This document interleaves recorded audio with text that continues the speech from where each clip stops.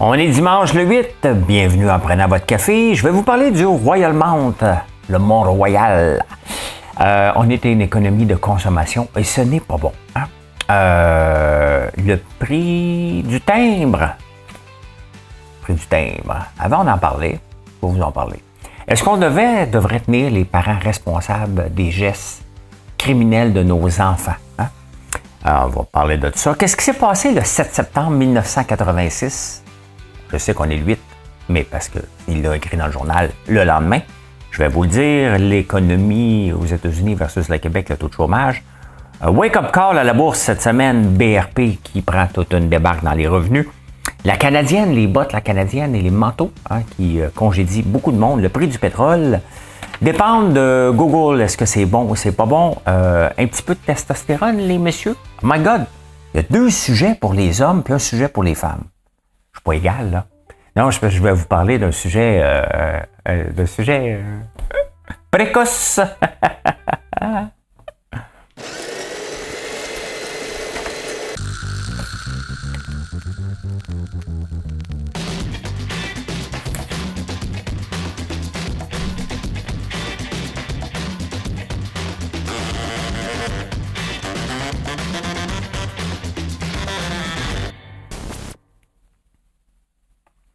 Non, c'est parce que là, j'ai dit le mot précoce, en fait que là, il y a un paquet d'hommes qui s'en vont à la fin d'insolite. Il y a un truc? Il y a un truc, je vais vous le dire tantôt. Soyez patient. Vous êtes impatient, allez à la section insolite tout de suite, puis vous allez comprendre qu'est-ce qui se passe. Messieurs, puis mesdames, vous avez une job à faire, peut-être, à votre avantage. Hey, j'ai écouté un documentaire sur Netflix. J'ai pas encore écouté celui avec Nicole Kidman.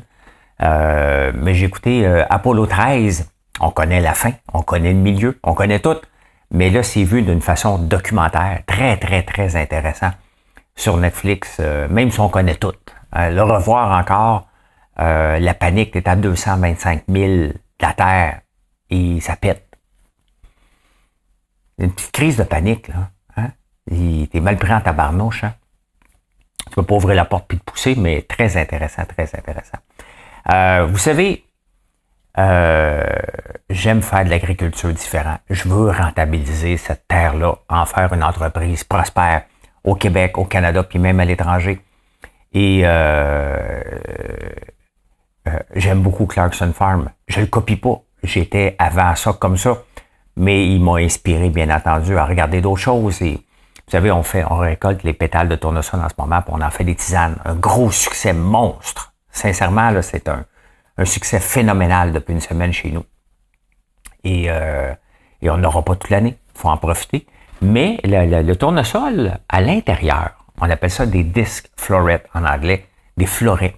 Chaque petite graine de tournesol a une petite fleur dessus. Et c'est ça que les abeilles et les thons viennent butiner, viennent chercher le nectar. S'ils ne sont pas, parce qu'il y a des mâles et des femelles là-dedans, s'ils ne sont pas pollinisés, c'est pas grave, ils vont juste être stériles, les graines de tournesol. Ce qui est pas grave, ils vont en avoir pareil. Mais on peut les récolter et faire des tisanes aussi avec ça. Et j'ai goûté et c'est franchement bon. Ça n'a pas le même goût que la pétale. Le pétale a peut-être un goût plus sucré. Le floret a un goût plus herbacé. Mais j'en ai fait une tisane avec la camomille. C'est un autre produit qu'on va sortir bientôt. La beauté, c'est que les pétales se ramassent en premier et les florets par la suite. Donc, ça nous permet d'en avoir. Idéalement, c'est qu'on aille pour la saison, là. Mais ça en fait beaucoup, beaucoup à ramasser, puis on n'est peut-être pas encore bien rodé pour ça. Mais ça apporte une nouvelle source de revenus dans un mois, parce que techniquement, c'est plus tranquille. Et c'est comme ça que je vois l'agriculture. C'est comme ça, regardez, là, on fait les pétales, les florets, l'huile de tournesol, le tourteau de tournesol. Là, j'oublie certainement. Avec l'huile, après ça, on fait le shampoing revitalisant. On fait les crèmes. Ça commence à en faire beaucoup pour une seule plante qui pousse. Hein? Ben, c'est ça pour moi, l'agriculture d'aujourd'hui. Même pas de demain, d'aujourd'hui. Allez, écoutez, l'économie sous Justin Trudeau, là, c'est un désastre. Le pays sous Justin Trudeau est un désastre total. Total. Et c'est ça qui arrive lorsqu'on met quelqu'un au pouvoir qui veut tout contrôler, mais qui n'a pas la compétence pour. Il y a du charisme. Et qu'est-ce qui est mieux dans la vie, avoir un leader pas charismatique, mais compétent? Stephen Harper. Pas parfait, là. Il n'était pas parfait, mais il a laissé le pays dans un bon état. Ce qui ne sera pas le cas de Justin Trudeau. Notre PIB par capita diminue très rapidement. On est revenu au moment de 2017, ce qui n'est pas bon. Les revenus, notre productivité, elle en arrache. On est une économie, en regardant les chiffres, on est une économie de consommation. Alors qu'on devrait être une économie de production. Hein? On devrait produire des richesses naturelles. On ne le fait pas, c'est le nom dans ma cour tout le temps. Il n'y a rien à faire. On n'a pas un environnement favorable pour les startups. Les startups techno ne veulent pas être ici. Il y en a une coupe. Shopify, on en génère juste pas assez. Il y a eu BlackBerry. On en génère juste pas assez de techno. Ils se poussent ailleurs. Donc, ça ne crée pas une demande pour ce genre de technologie-là qui va être exportée. Donc, l'économie va pas bien. L'économie a été menée depuis que Trudeau est là, puis ça a fait des bébés dans les autres fonctions publiques. Elle est menée totalement par l'embauche de fonctionnaires. S'il n'y avait pas embauché des fonctionnaires, on serait dans le trouble. On va revenir tantôt sur les chiffres de l'emploi. Mais comment qu'on va revirer cette économie-là de bord maintenant avec Christophe Freeland? Oubliez ça. Hein? Qui va être le ministre des Finances de Pierre Poilievre? Le ministre de l'Économie? Qui va être capable de revirer ça? Il va falloir maintenant avoir des noms. C'est bien beau vouloir sacrer Justin Trudeau dehors, mais à un moment donné, ça prend des compétents de bord parce que là, l'économie, il le démolit et ça prend des gens encore plus compétents pour remettre ça sur les rails. Hein? Ben c'est ça. Dans la même chose, c'est que c'est un gars c'est Pascal Pilon, un gars qui m'envoie souvent des affaires, qui m'a envoyé le lien de Radio-Canada du gars qui commentait. Puis il disait qu'on a fait des choix d'assemblage au lieu de développer des technologies ici. Hein? Notre Volt, il n'y a aucune technologie ici. Là. On se pète les bretelles. Là. On va peut-être extraire des minéraux, mais on est surtout... on n'a pas de technologie. On vient ici pour avoir des bras et surtout des subventions pour venir assembler des batteries qu'on ne sait pas si on va vendre. Ça ne verra pas le jour, notre vol, de toute façon. Hein. Le prix du timbre, je vous en parle parce qu'au même moment, le prix du timbre au UK augmente de 30 pence, donc à peu près 50 cents. Ici, c'est 30%, excusez, 30%. 1,65$ à peu près 2, pas $1, mais des pounds. C'est cher en maudit. Hein? Ici, ça va augmenter de 25 cents. Je ne me souviens même pas c'est quoi le prix. Parce on n'envoie presque plus de lettres à la poste, là, à moins qu'on est obligé, mais autrement, on fait nos paiements en ligne. Une compagnie aujourd'hui qui n'offre pas les paiements en ligne, c'est assez rare, là. Même très, très rare. Donc, mais l'affaire, c'est que le nombre de lettres livrées a diminué de façon substantielle. On offre le même service. C'est bien évident que Post Canada ne peut pas s'en sortir. Post Canada, pour arriver, vous voyez une compagnie là, qui dit, écoute, il faut que j'arrive, donc je monte mes tarifs. On ne commencera pas, ça ne changera rien, parce que s'il faut envoyer une lettre à la poste, on va l'envoyer de toute façon. Point final. Il n'y a pas personne qui va dire, je vais t'envoyer une lettre, là, mais t'envoyer un email à la place, ça coûte trop cher. Ça n'arrivera pas. Quand on est obligé de licher un timbre, là, elle sait qu'on ne liche plus. Mais quand on est obligé d'utiliser un timbre, c'est parce qu'on est obligé et on va le payer. Maintenant, il faut que Post Canada, soit qu'il décide de passer 3 jours par semaine, soit qu'il décide de se moderniser et d'offrir des meilleurs tarifs. S'ils veulent qu'on utilise les colis, moi, comment ça se fait que je n'utilise pas Post Canada? Parce qu'ils ne viennent pas le chercher ici. Je sais qu'il y en a qui me l'ont dit, là, mais ça me prend un volume minimum. Le problème, c'est que j'ai pas de volume assez grand pour que Post Canada vienne. Quand on envoie, c'est parce que c'est dans des régions où il n'y a pas d'autres services. Donc, je l'utilise, Post Canada, mais très, très peu. Et quand je l'utilise, ça me coûte très, très cher. Mais c'est ça, faire de la business. Hein? Donc, si tu veux servir tout le monde, il faut que tu acceptes à un moment donné qu'un shipping coûte plus cher que l'autre, puis c'est comme ça. Il va falloir qu'ils baissent leurs tarifs au lieu de les augmenter constamment. Mais c'est ça la mentalité du fonctionnaire. Les entreprises, eux autres, baissent les tarifs. Regardez comme Tesla, baisser ses prix, hein, parce qu'il y a de la concurrence. Eux autres, Post Canada, montent le prix. Ça marche pas, là. Plus qu'ils montent le prix, moins on va les utiliser. Et ceux qui les utilisent, les entreprises, parce qu'ils savent pas quoi utiliser d'autres. Ils pensent que c'est juste Post Canada. qu'on doit utiliser.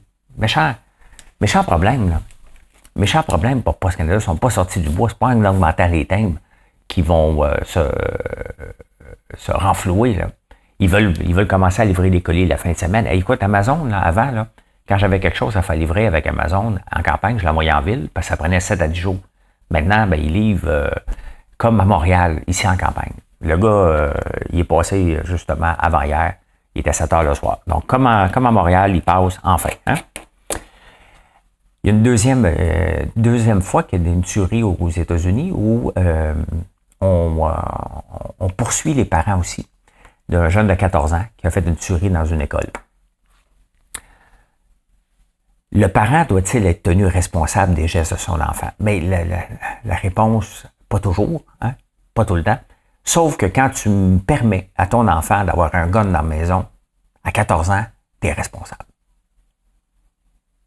Tu es 100% responsable. On ne peut pas tenir compte des gestes de tout le monde, là. Hein? Mettons mes enfants de 23 et 21 sont assez âgés, là. Je peux pas contrôler leurs gestes. T'sais. Je peux les éduquer, leur donner mais s'ils décident d'avoir une bulle au cerveau, ils vont l'avoir quand même que je les contrôle. Mais quand à 14 ans, tu habites chez tes parents, puis tes parents te permettent d'avoir un gun que tu peux te promener avec, ben là, tu es 100% responsable. 100% responsable. Donc, c'est la deuxième fois aux États-Unis que ça arrive qu'un parent est accusé. Il n'a pas été encore... deuxième fois, peut-être plus, mais deuxième fois que je suis au courant par rapport à une tuerie. Parce qu'à un moment donné, ça suffit. Là. Il y a des élections partielles à la salle, des by-elections qui disent en anglais. Et tous les chefs de parti sont tous leur face fiers à côté de leur représentant libéral du bloc. Hein? Tout le monde est là. On vend le chef en premier. Pas les libéraux. Les libéraux ont effacé Justin. L'ego de Justin doit en prendre une claque en maudit.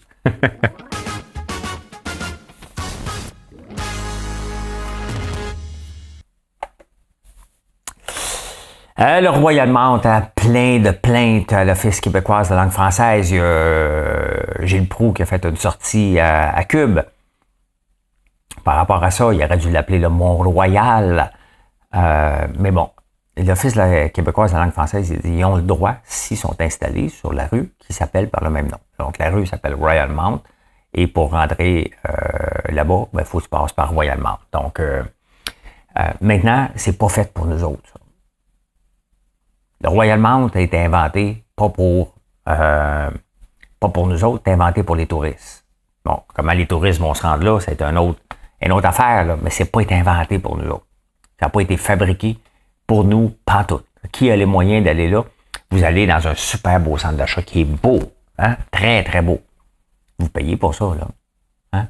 Vous payez pour ça. Donc, c'était fait pour les touristes. Peut-être pour des gens qui habitent locaux, des gens qui vont être fortunés éventuellement. On n'est pas loin de Westmount, on n'est pas loin d'Outremont, on n'est pas loin des riches. Donc, mais c'est pas fait pour tout le monde. Maintenant, l'Office de la québécoise de la langue française dit, ben écoute, c'est correct. Est-ce que c'est respectueux? Pas fait pour nous autres. Donc, est-ce que c'est respectueux? Si ça aide le tourisme mondial, on verra bien. Hein? Il aurait-tu pu le faire en français? Il aurait pu, mais là, faut pas capoter parce que il vient d'ouvrir. On le sait depuis des années qu'il travaille sur le projet Royal Mount. My God, j'ai un cheveu dans mes yeux. Hein? Donc, maintenant, il y a une place il y a des places à l'intérieur qui sont un peu anglophones. Donc, le Rec Room, c'est ça qui s'appelle. Donc, il n'y a rien à faire. Tu sais, des fois, il y a des gens qui se forcent, puis il y a des gens qui vont faire des plaintes pour faire des plaintes. Moi, sincèrement, c'est le genre de choses qui me dérange pas.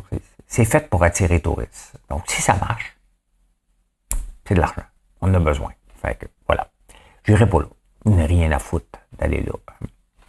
Il y a Art Bacon, une application que peut-être vous connaissez pas. J'ai déjà donné une entrevue à Julien Brault, qui est un ancien journaliste des affaires.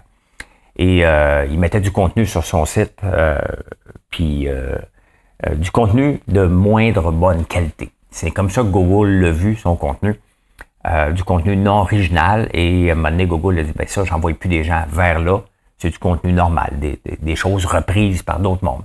Et ça a coupé son trafic énormément. Probablement qu'il vendait des pubs sur son site, ça lui permettait d'avoir de l'argent.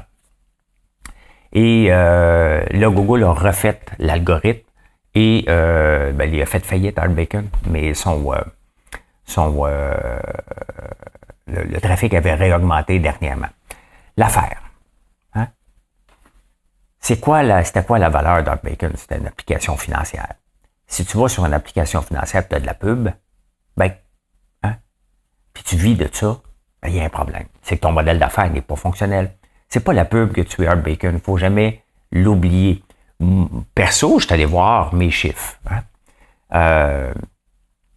En ce moment, en venant de search de Google, alors que c'était à 10% l'année passée, j'ai travaillé très fort avec Marilyn pour faire énormément de contenu, d'améliorer, d'utiliser, de revoir nos descriptions de produits, de faire énormément de contenu, des recettes qu'on vous partage. On n'écrira plus de livres de recettes. Nos recettes, maintenant, s'en vont sur le site.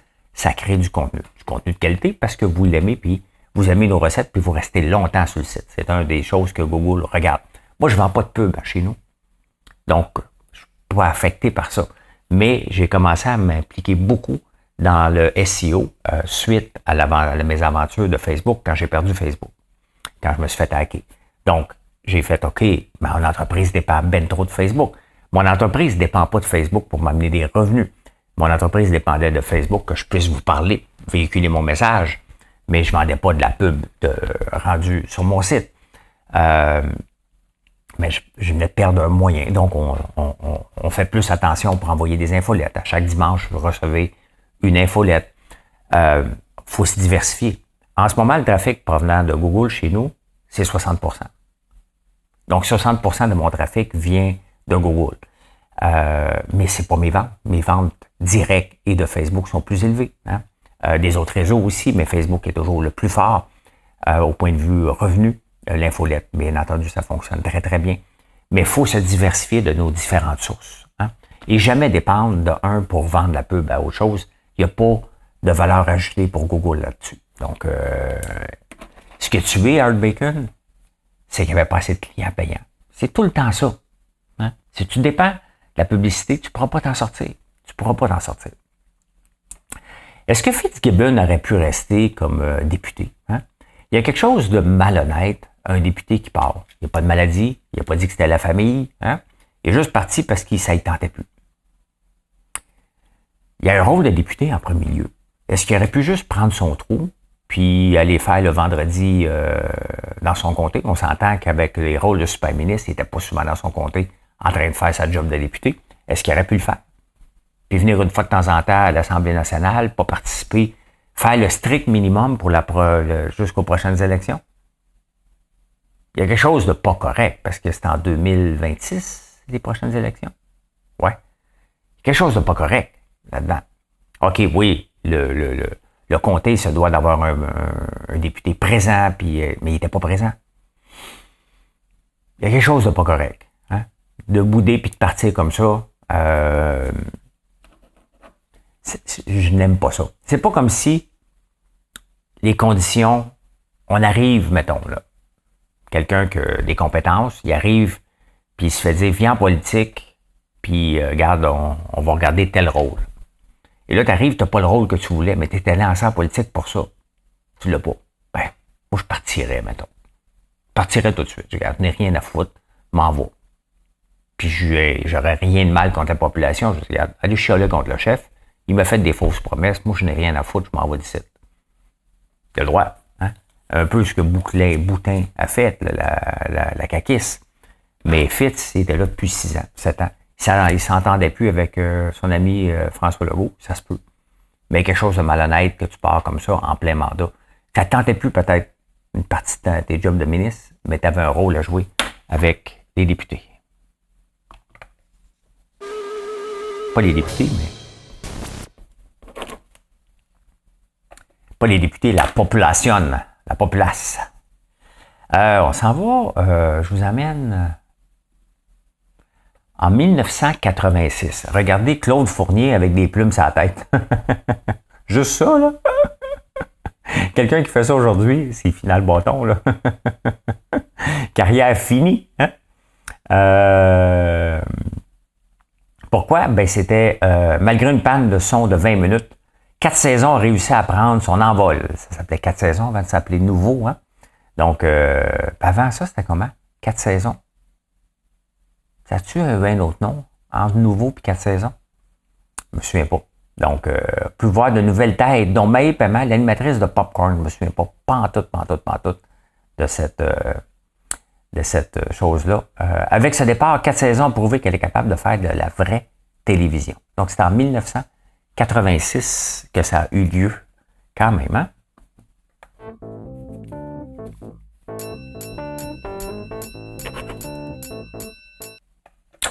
Ben, la bourse a une dégelée vendredi. Hein? Les chiffres de l'emploi aux États-Unis, qui devaient être de 175 000, ont été seulement de 142 000. Ce qui est excellent quand même. Hein?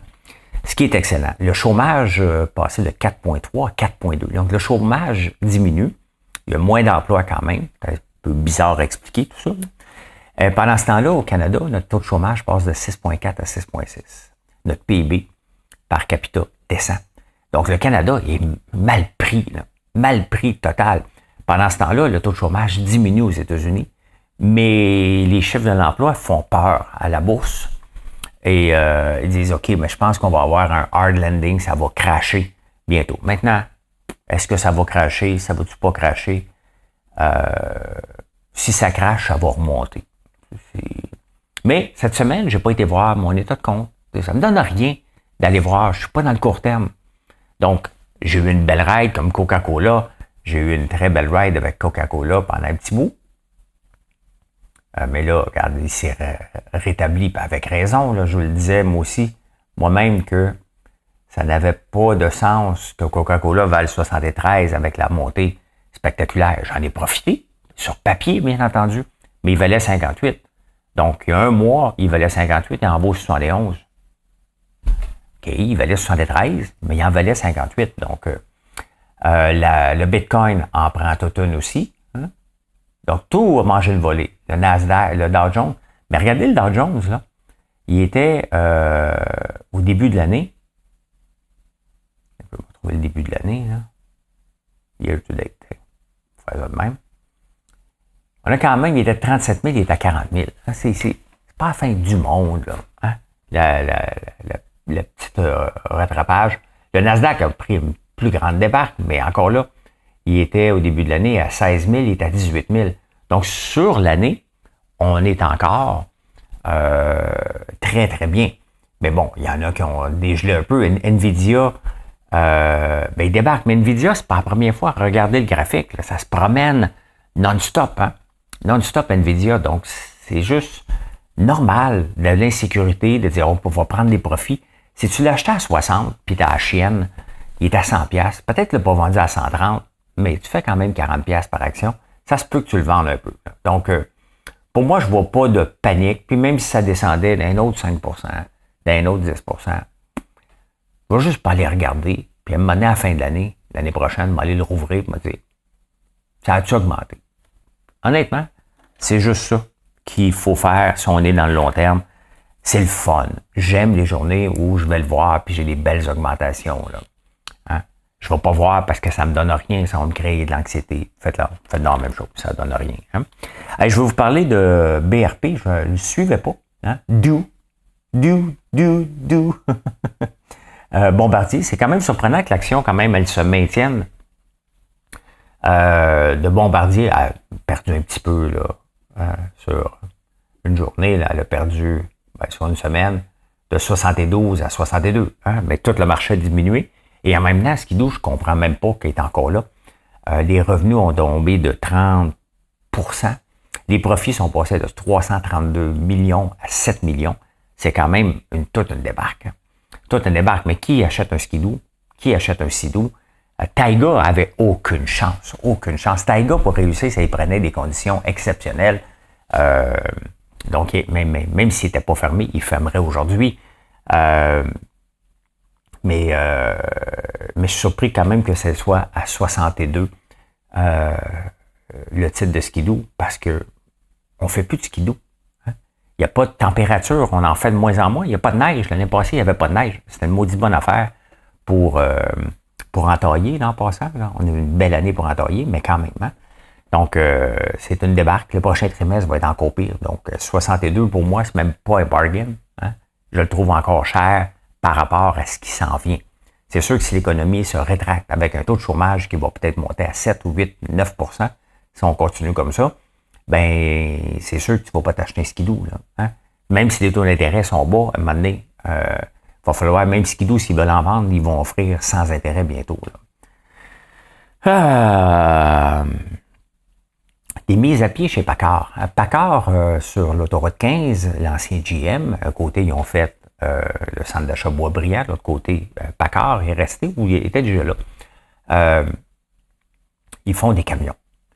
La même compagnie fait des camions aux États-Unis. Et cette semaine, je vous ai parlé du salaire des employés de Volkswagen en Allemagne, comme quoi que ça cause un gros problème, parce que c'est 65 € en moyenne, alors qu'en Roumanie, on parle de 7 €. Donc, c'est sûr que Volkswagen, s'il veut se revirer de bord, puis il veut chercher des économies, ben, il va vouloir lancer ces nouvelles usines, peut-être en Roumanie ou ailleurs que en Allemagne. Hein. Ben, c'est un peu ce qui attend, parce que Paccard sont en négociation. Ça se peut que qu'ils déclenchent un lockout, ils l'ont déjà fait. Et là, il y a des coupures d'emploi sur le soir. Mais si les salaires sont trop élevés, puis c'est là que le syndicat, il faut qu'il fasse attention. Parce qu'il y a de la concurrence entre les usines. Si c'est moins cher à faire aux États-Unis, et si ça commence à être trop cher à le faire au Canada, l'usine peut fermer au complet. Là, il ferme un quart de travail. Parce qu'il y a moins de camions sur la route. Hein? Quand il y a moins de camions sur la route, qu'est-ce qui se passe? Puis on a moins de skidoo, moins de bateaux. Ben, regardez l'autre chose qui se passe, qui peut être intéressant pour nous. Le prix du pétrole. Regardez le prix du pétrole, hein, qui est rendu à 67 maintenant. Qui risque de causer un petit problème en Alberta. Le prix d'extraction est à peu près de 55 à peu près. Donc, ça risque de causer un petit problème pour l'exportation, la rentabilité de nos pétroles ici. Mais est-ce que ça atteint le baril? Si on regarde sur 5 ans, écoute, il faudrait descendre à 18 en 2020. Ça, c'est à cause de la pandémie, là. Sur 10 ans, ben c'est ça, c'est en pandémie, mais on est à peu près où ce qu'on est. Là. Je ne m'attends pas à ce que ça descende bien plus que ça, mais en attendant, c'est sûr que s'il y a moins de demandes, ben tout diminue. Hein? Il y a trop d'offres, donc c'est comme ça. C'est comme ça.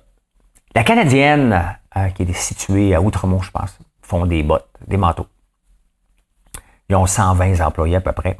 Ils vont en congédier 73. J'ai pas vu où ce qui était pour les envoyer ou tout simplement ne pas les renouveler. La moyenne d'âge est de 64 à 71 ans, les personnes qui vont mettre dehors. Quand même, hein? Des gens qui sont à la retraite. Mais ça représente que peu de gens veulent aller faire ce type de travail manuel-là. S'ils n'ont pas été capables d'aller chercher des plus jeunes pour faire ça, ça représente que personne ne veut le faire. Donc, c'est là que les travailleurs étrangers pourraient venir aider. Maintenant, cette compagnie-là, est-ce qu'elle va faire ses bottes au Porto Rico, ou ailleurs, ou en Chine, ou au Bangladesh? J'ai pas l'info. Si vous l'avez, vous me le direz. Mais on n'annonce pas une fermeture. On annonce qu'on congédie des gens parce que ça doit coûter trop cher, tout simplement. Et il n'y a pas de renouveau possible. Et à un moment donné, il faut que tu dises, ben, est-ce que je mets toute ma production ici ou je l'envoie ailleurs? J'ai pas eu les chiffres là-dessus, les données. Mais quand tu congédies des gens de 64 à 71 ans, 73 qui travaillent pour toi, c'était déjà une problématique dans une industrie. Regardez l'âge des producteurs laitiers en ce moment. Ils sont assez élevés. La plupart des fermes sont assez élevées. Les taxis, c'était une des choses, des problématiques. Hein? C'était tous des vieux qui avaient des taxis dans le temps. Donc, tout ça, là, quand tu vois une industrie qui est de plus en plus vieille, dites-vous, il y a un problème. Il y a un gros problème s'il n'y a pas de jeunes qui rentrent dans l'industrie, qui ne viennent pas. T'es déjà mort, tout simplement. Hein? Ça va, c'est insolite.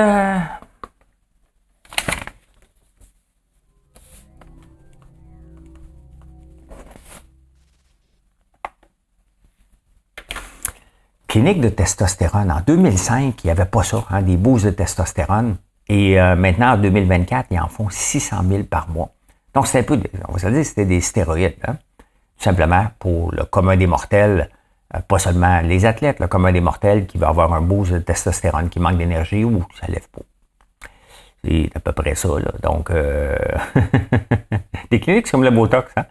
Ta femme, ça va se faire du Botox, toi, tu vas te faire une petite shot de testostérone. Ça représente... tout ça représente le culte de la beauté du corps parfait, parce que, bon, si tu as plus de testostérone, tu vas avoir plus de muscles. Hein? Ça va de soi. Et la femme, faut pas qu'elle ait une ride, faut qu'elle ait un front bien lisse. Hein? Donc, ces standards de société-là, peu importe l'âge, ben ça donne ça. Hein? Est-ce que c'est bon pour la santé ou pas? Probablement que ça ne l'est pas. Moi, ça m'intéresse pas, ça. Je privilégie tout ce qui est naturel le plus possible, mais je serais très surpris qu'un jour je me dise, ben, je suis allé me faire une shot de testostérone. Je le dirais peut-être pas, mais ça m'intéresse pas. Pantoute. Hein? Marilyn est tannée de dépenser une fortune en coupe de cheveux. Hein? Parce que faire un brushing, faire une teinture, faire sécher. C'est rendu qu'aux États-Unis, probablement ici à certains endroits, c'est pour te faire sécher les cheveux. Maintenant, ils vont te charger un peu pour faire une mise en pli, pour mettre de la crème. Avant, c'était tout inclus. Mais c'est pas rare maintenant que les femmes, surtout, vont dépenser jusqu'à 500$ pour une coupe de cheveux. Pas juste la coupe, mais toute la patente. Et ça n'a pas de bon sens. Ça n'a pas de bon sens. Ça coûte tellement cher. Encore là, c'est les standards. Faut pas que tu aies un cheveu blanc. Faut pas que tu aies ici. Faut que tu sois comme ça. Ça coûte cher être une femme quand on regarde ça. Puis là, les hommes, on commence à ça. Avec la testostérone, avec tout ça. Hein, on commence à jouer là-dedans dans la chose de la beauté. Encore là, hein, vous me verrez pas. Imaginez-vous un matin, vous me voyez avec des cheveux noirs serrés. Ça n'arrivera pas. Bon, êtes-vous éjaculateur précoce, vous autres? Hein? Vous voulez savoir si moi je le suis? Allez demander à Marilyn. Mais il y a un truc facile. Hein?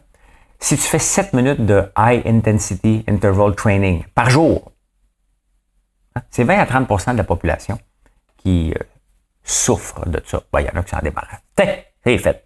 Bye! 7 minutes par jour, après 2 semaines, t'as presque plus rien. Fait que vous me rencontrez. Là, vous commencez. C'est quoi des hits? Mettons, c'est d'entraînement haute intensité. Là. Vous fouillerez sur YouTube, il y en a à tonnes. Faites juste chercher 7 minutes workout. Il y en a dessus? Mettons, je regarde. Tranquillement, YouTube. 7 minutes. 7 minutes hit workout. Il y en a beaucoup. Hein? Regardez. 7 minutes for fat loss. Ils disent pas pour le reste, par contre, moi je vous le dis. Là. Fait que c'est ça. Hein?